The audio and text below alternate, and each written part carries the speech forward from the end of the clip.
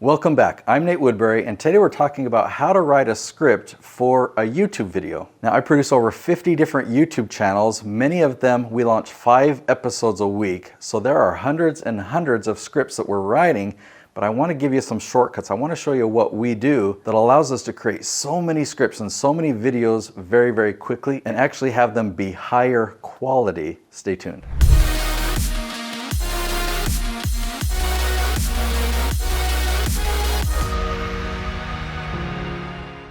So we're going to start out by talking about something you've got to do before you write the script. Then we'll talk about the script writing process. Then we'll talk about how to use this type of script during your filming so that it really keeps engagement and you can really build a relationship with the viewer. If you've seen other content of mine, I'm sure you've heard about my leaf strategy. If not, what that means really quickly is you've got to find a title. You do keyword research to find a really long and really specific title for your video. And that is really, really key. When you've done that and you found a really specific title, it makes the script writing process way easier. You know the question that you're answering, and it's really, really specific. Let's say it's how to increase productivity in a dental office. Okay, so you know the exact audience and you know the steps, because if you're an expert on productivity, you know exactly what to teach them. Now, we're going to stop using the word script because I actually don't recommend that you write a script. What I recommend is you write an outline of talking points. That way you don't have to worry about reading it or using a teleprompter and worrying if you miss a word. But guess what? If you're reading talking points, you're going to actually build a relationship better. Your filming day is going to go a lot smoother because you're just talking to the camera. Like, I'm not reading a teleprompter, I'm not using a script now. I'm just talking and I've got my notes right here. When you're having a conversation, even if you need to pause and you look up to the side to think for a minute as you're finding your words and then you come back and you're making eye contact again, that's how natural conversation happens.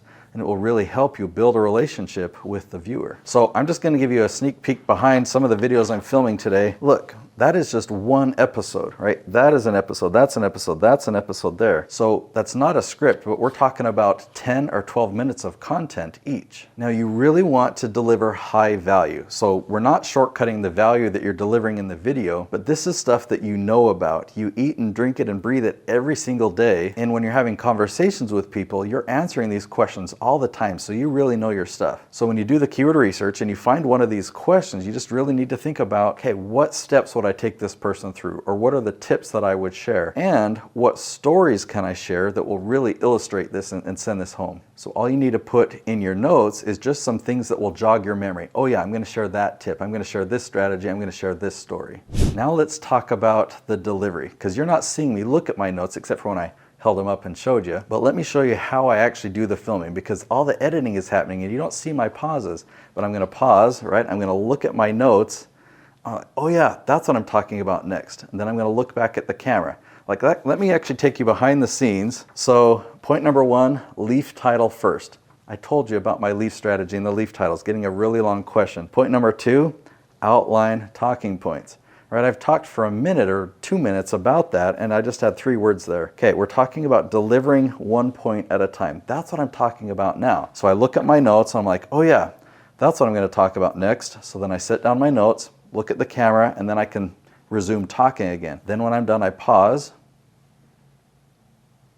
Right, and so I was pretending to, like, you don't talk off camera when you're looking down. So that way during the editing, you're only seeing me make eye contact with you. And when I pause and I look down, that gets edited out. Now, people who aren't familiar with YouTube are afraid of jump cuts. But I want to let you know that YouTube loves jump cuts. The environment on YouTube, viewers, we are so used to seeing jump cuts in just about everything that we watch that it is just fine to have jump cuts all throughout your content. So to explain what I'm talking about there, if I record and then I look down and then I look back and it's still recording, I would then just snip out that middle piece. And so in the video, there's a quick jump that goes from one clip to the next because I edit out that middle piece. So even though there's a little jump, it's actually totally fine and acceptable. And in fact, it enhances the viewer's experience because we are impatient. And when we're watching a video and you see jump cuts, you know that people edited out things or sped it up or got to the point quicker. And so I feel like when I see jump cuts, I'm like,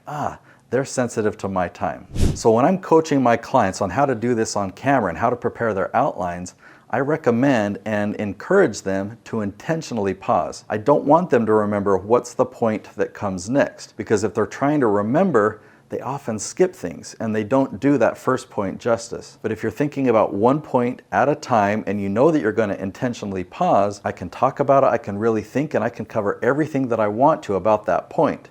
Then I pause and I look down, right? And then I come back up. So I intentionally pause like that, and it creates bite-sized pieces throughout the video that really creates a flow, and it makes the content easier to consume.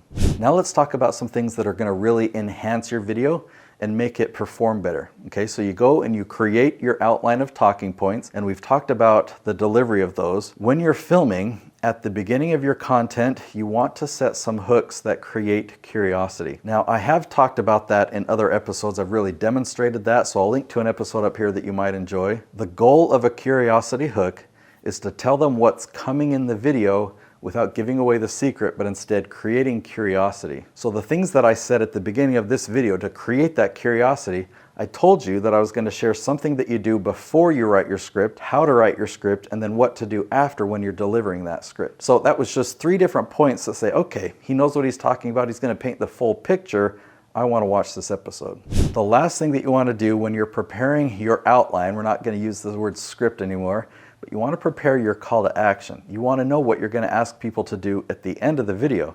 Now keep in mind, these videos are not promotional. We're answering their questions, we're giving them value, we're just helping them out.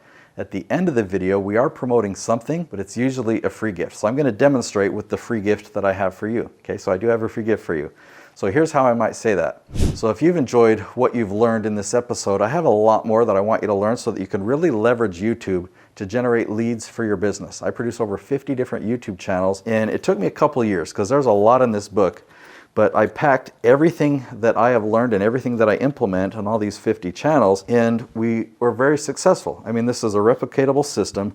We leverage YouTube to bring in revenues of 7 and even 8 figures per year just from organic YouTube traffic. And if you'd like to do the same, you've got to read this book, and it's my gift to you as long as you'll cover the shipping cost. Go to natesyoutubebook.com. That's my gift to you.